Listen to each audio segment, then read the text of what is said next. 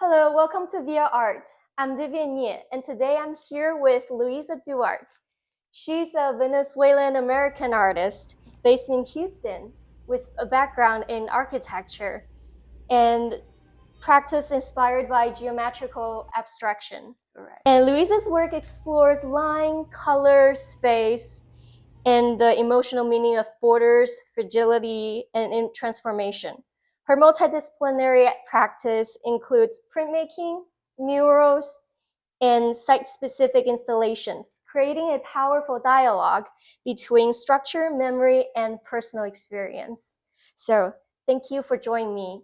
Thank you for having me. It's Yes, a pleasure to have you um, here in my studio and to consider all these fantastic ideas thank you. about my work.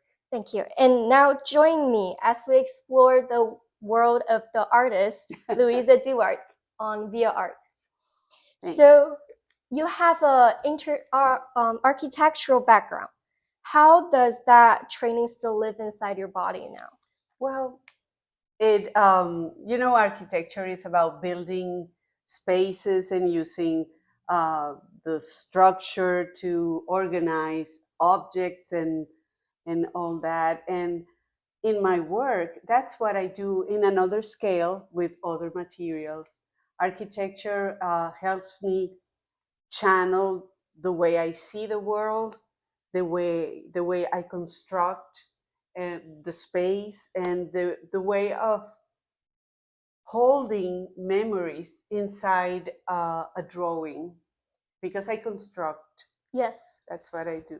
yes. And so in architecture, it defines space, it defines shape inside.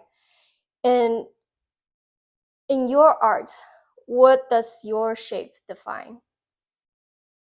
In my work, using that knowledge of architecture, I try to create a magical world Mm-hmm. that holds memories, that houses. Mm. That's the word. It houses memories, stories, and I work mostly with paper, Mm-hmm. and it's like playing the before the construction kind of thing.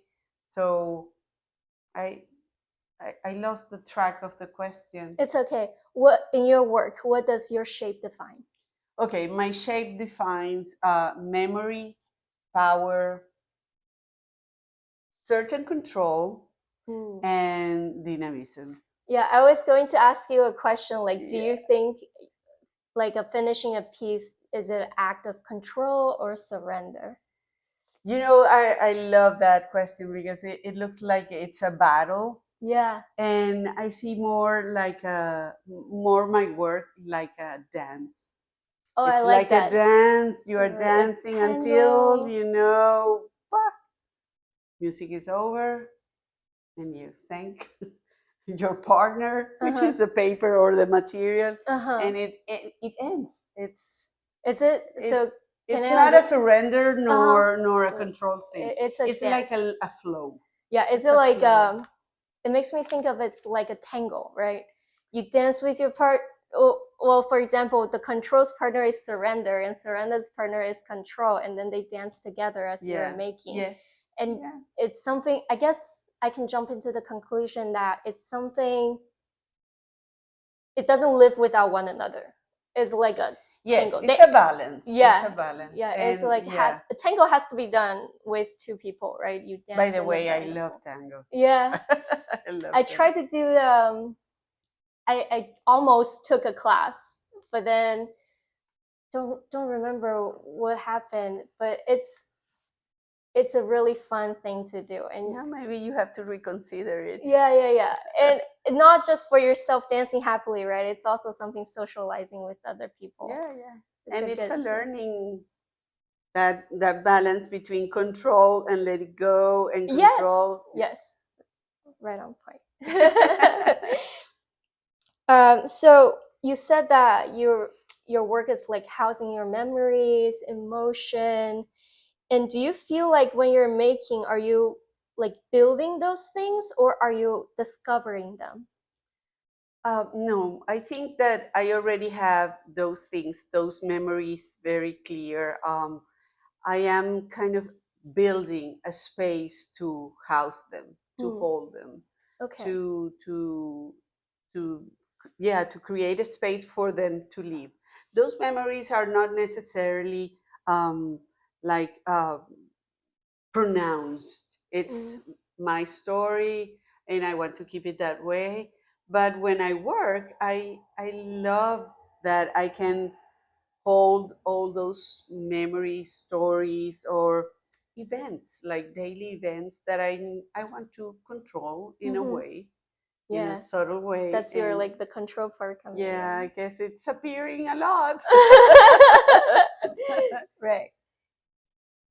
Um, and we talked about building something inside, and it's like everything has a boundary, and architecture especially, it's like creating boundary within the space within the house.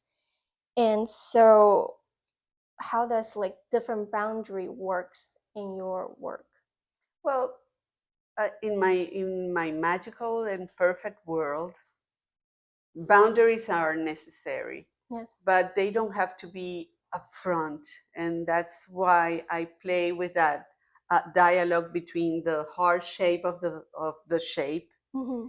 the hard edge, and then I establish like a very thin, subtle border that usually it's created by using pins and thread, which are very um, fragile Mm-hmm. and subtle elements compared to the hard edge and the hard shape that I play with. Yeah. I usually use my monotypes Mm-hmm. that are somehow look for me like I'm capturing the earth or the stone.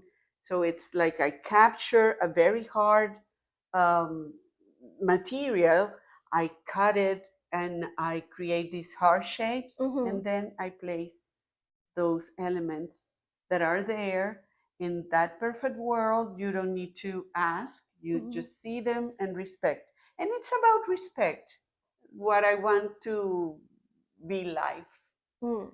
very respectful. Sounds like you're also having a tango dance with your piece. Yeah, Yeah. that sounds good. Yeah. Maybe I should take classes again.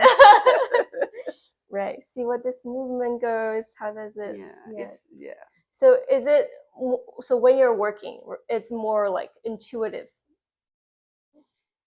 It's both. I allow myself to have the freedom of letting all the knowledge that I have, because evidently I cannot erase what I learned Yes. as an architect Right. and as a training in architecture and as practicing architect. And but what I do is I allow myself to go free Mm. and let that knowledge guide my hand, Yes. guide my mind, Mm-hmm. but without measuring. I don't Mm. like to measure anything. Yeah. So can I understand it as that? So it's more intuitive, Yeah, more guided intuitive. by yeah, It's like you have the knowledge and the practices in all your training that made you who you are, or like adding things in your subconscious, and then when you're making it, sort of just flew out. absolutely. Yes, it's intuitively. Yeah. Yeah. But then I agree what you said. You have to have the training and the practice and all the Absolutely, knowledge absolutely. beforehand. Yes. It's like, or else nothing is gonna come out. Or or something can come Something out else. very badly Yeah. or ugly or who Yeah, knows, yeah, yeah. unbalanced. But yeah. Yeah. Speaking of balance, how important do you think balance is in your work? Oh, completely. It's everything about balance. It's everything. Yeah. Yeah. Usually, I play a lot with the trapezoid, that Mm-hmm. shape, and Yeah. for me, the trapezoid, I don't consider it as a shape itself at the beginning. It's more like a shape that comes out of a transformation, like a rectangle that I play with the rectangle. I move it, I push it in some areas, I pull, Mm-hmm. and then I create the trapezoid. And that trapezoid is always playing and dancing again. The Yes. dance is appear a We lot. could, the dancing part is it's gonna be one of the main things that we're Yeah, gonna be talking about. it's like being balanced and unbalanced at the same time. It gives sometimes a dynamism. You feel like the shape is going to start moving or flying, and I use that trick, if I can say that, um, to when I place the shapes on the paper, on the surface, on the matrix, I elevate it a little bit so it looks like it's floating. Mm. So you never know exactly where is it going. Yeah. Again, freedom, control, lose control, and balance. Yes, I like that. I like the balance to the side. Yeah, yeah, like you said, it can be balanced, and there's all kinds of balance, right? Yes. Balance right in the middle, symmetrical I balance, I asymmetrical. never work in symmetrical. I have very few works that I have tried. Actually, the one at the entrance. Yeah. It's beautiful, but it's not me. That So makes I'm me not wonder. symmetrical. That makes me wonder. That's something you make, and it's something coming out of you. But then you said that that's not you. What happened there? I just was trying to see how my shape, like an exercise. It I was more see. like an exercise. It came out a very pretty image. If I don't say anything, it may go, but it's not what I do. If you see my work, it's always towards the side, a little unbalanced, a nuance Yeah. on the border of the shape, Yes, like an your work indication. is like asymmetrical, but Yeah, totally. it feels balanced. Yeah. That's nice. On to our next question. Um, in your work, I senses that something is trying to push outward, sort of like a sprout. And do you feel that tension between structure and freedom? Like you're trying to grow out, and you're like trying to get out of that. No, this it comes very natural. Okay. Comes natural. I don't feel the struggle. I just, like I mentioned before, that I allow myself to be free. Mm-hmm. I carry the knowledge, and I trust. It's about trust again. Yeah. Also Trust the process. trust the process. The process will tell me, go this way, go that way. Mm-hmm. Let it go out, reduce it, and yeah, it's trust. Trust. And how, so because I'm an artist myself, and sometimes I feel like I don't really And tend you to dance. trust. I try to dance, but I feel like I'm always like I don't tend to um, trust too much. And what would be your advice on that? Because and I would also like to know your experience. Like, were you able to like just trust the process immediately when you started making art? And like what happened, what happened there like throughout all these years? I guess well, you have to train yourself. You have to Okay. learn all the things that you can learn in your art, whether it's music, dance, singing. um, we have to be prepared and learn and learn from others. And there's a certain point that you can let yourself loose and have your own voice, and that's the trust. But before, you have to prepare. It's That like Yeah, I have like to have the architecture. When you knowledge. are studying architecture, it's funny because when I refer to architecture, I mostly refer to the time that I was studying, not when I was practicing, because I was practicing for a bank. It was a very good training, and I had a lot of freedom to do whatever I wanted to create. I created new branches for the bank, but I lost. Well, that happens. Do you need me to repeat the Yeah, yeah. question? How do you start to I guess, like, how do you start to begin? How do you start to trust yourself in the process? After a while, after a After a while, while. after being trained in not only architecture, but I also took classes Mm-hmm. to learn new medias and to explore new ways of um, to speak about what I wanted to speak. And during that time, I didn't know what I wanted to say. I Mm. didn't know how what I wanted to say. And after that, there's a point that you read, you learn, you practice, and you say, well, I'm going to do this. And that's, yeah, That's practical it's, advice. yeah. Yeah, it's right. In order to dance tango, you also need to learn how to dance, or else you can't even Yeah, start to. you need the basics. Yes. Wow, we're really talking about tango a lot. A lot. So we have to you have to put some tango music in the as a background. Yeah, I'll do that. Insert music here.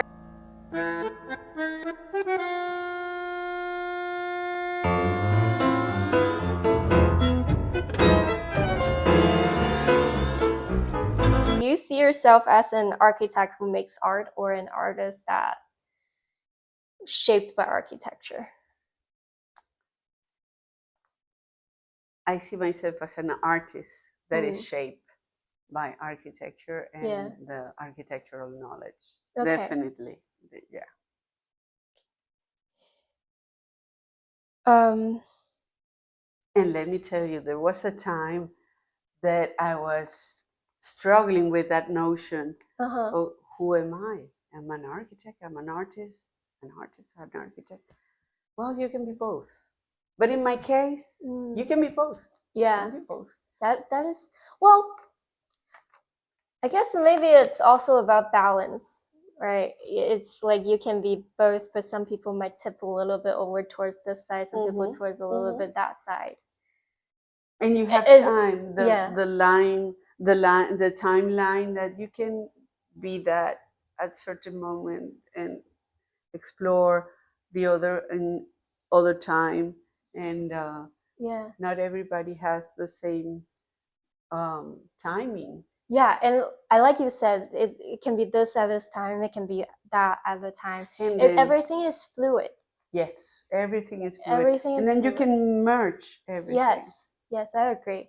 It's like me trying to say how black is like the color of black, how white is the color of white. And everything that makes me think of everything is fluid.